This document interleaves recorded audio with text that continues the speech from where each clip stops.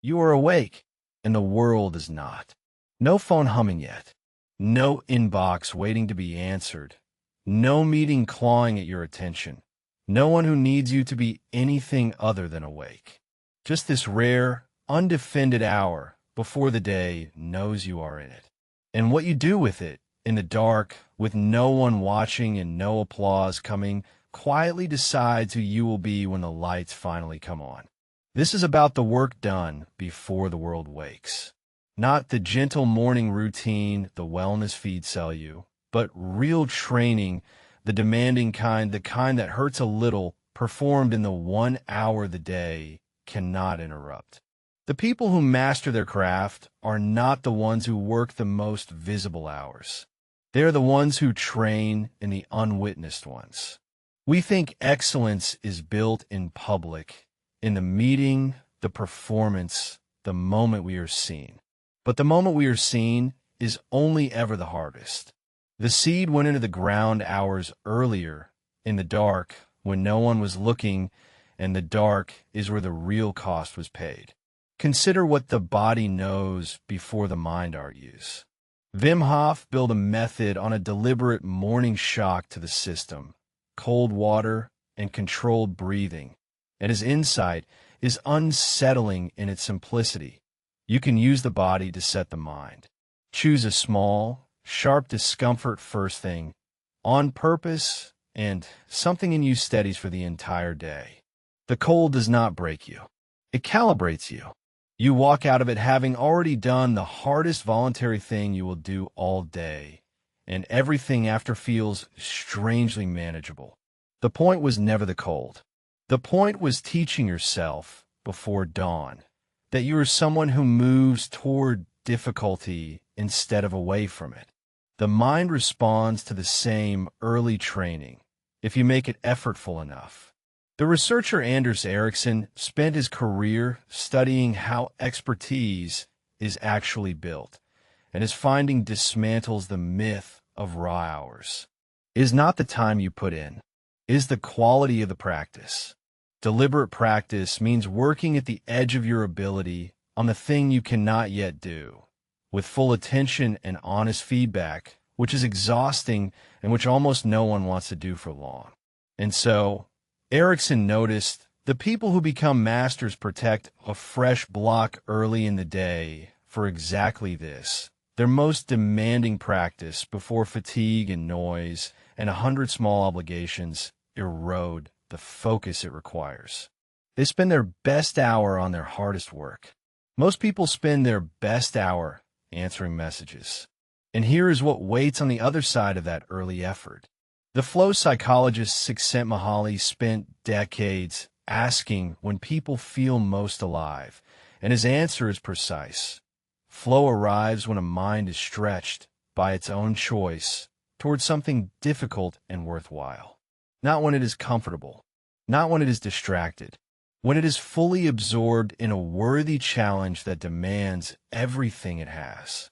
And the flow psychologist found that this total absorption needs a particular soil to grow in, quiet, uninterrupted, free of the pings and the people that fracture attention into useless pieces. There's exactly one such hour in most lives. It is the one before the world wakes. So look at what the cold, the practice, and the absorption are all telling you. The pre-dawn hour is not a smaller, dimmer version of the day.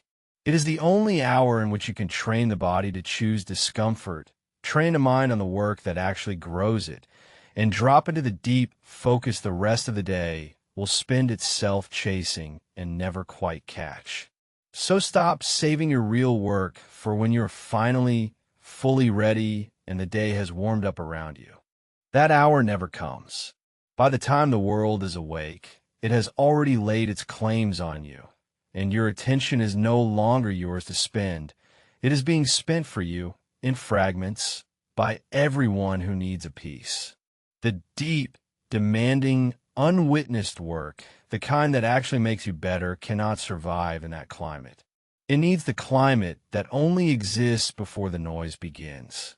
This is the edge almost no one takes, because it costs something real and pays in a currency you cannot show anyone. You will be tired. You will be cold. You will do the hard practice alone, with no audience and no immediate reward, and you will carry the result into a day full of people who have no idea what you did before they arrived. They will only see that you are steadier than the situation seems to warrant, that you drop into focus while they are still fumbling for it, that the difficult thing seems, somehow, less difficult for you. They will call it talent. You will know it was the dark. And there's a quiet dignity in that, in being good at something for reasons no one witnessed. The hour belongs to you completely, the only one that does. What you build in it, you build for yourself, and it shows up everywhere else without ever announcing where it came from. So train now, while the training is still yours alone. I give my hardest, most demanding work to the first hour, before the day can lay its claims on my attention. I choose a small, deliberate discomfort first thing, and let the body teach the mind that I move toward difficulty. I practice at the edge of what I can do on the thing I cannot yet do, instead of repeating what is already easy. I protect this hour as uninterrupted, knowing deep focus dies the moment the noise begins. I do the real work unwitnessed, and let the results speak for itself in the daylight. I treat the pre-dawn hour not as warm-up, but as the main event the rest of the day is built upon.